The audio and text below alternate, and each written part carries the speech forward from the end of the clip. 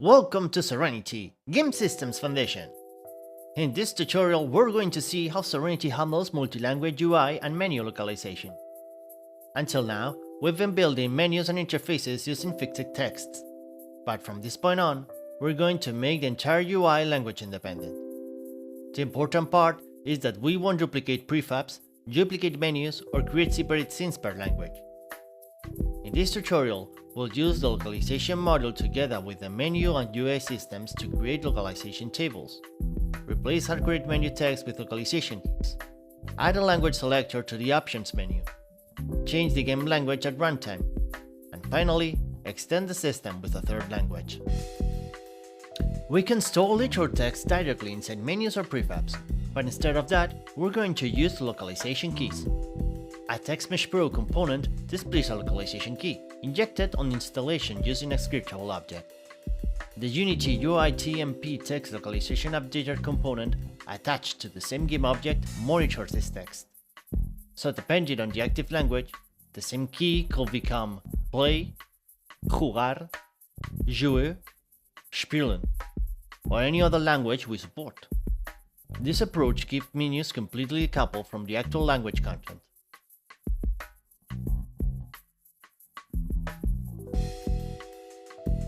Let's move into the localization folder of the example project.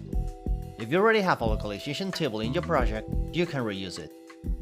Now let's create the localization tables for our project. Pick the folder where the localization tables are going to be.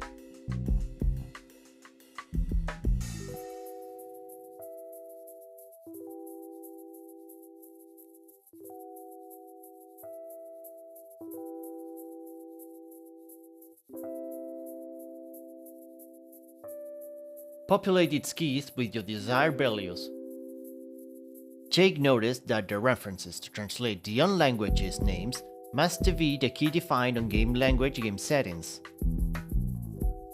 Go to your Unity Localization settings scriptable object and set your new localization table.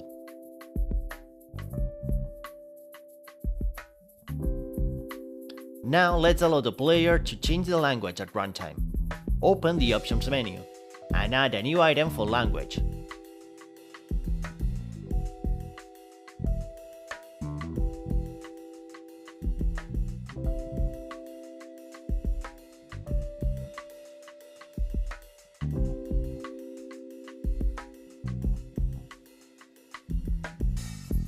Now we need to change our labels by the proper translation key.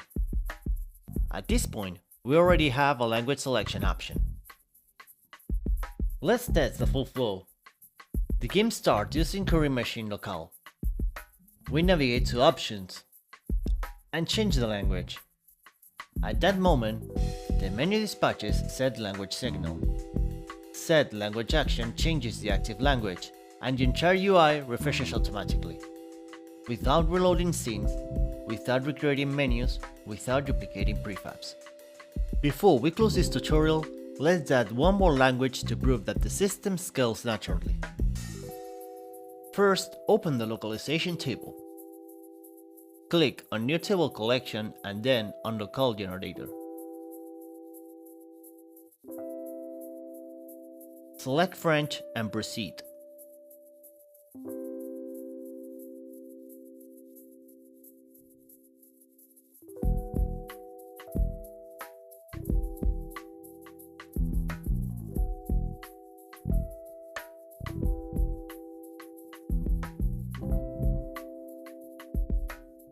Duplicate the string table, reference it to French local, and add it to table collection.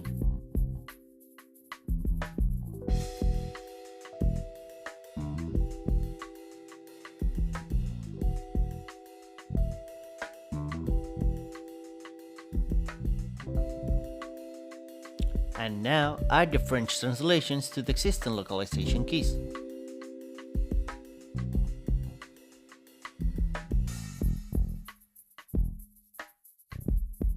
Go to your Unity Localization settings scriptable object and set your new localization table.